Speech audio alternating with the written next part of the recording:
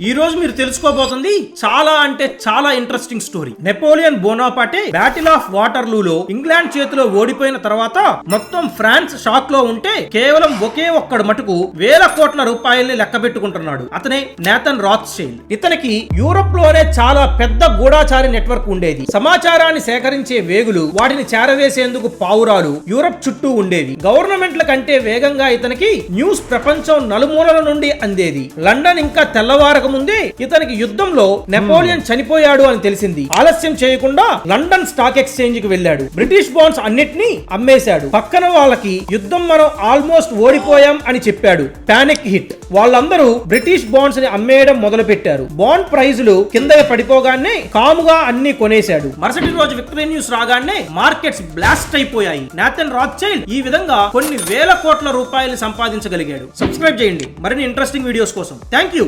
Jai Hind.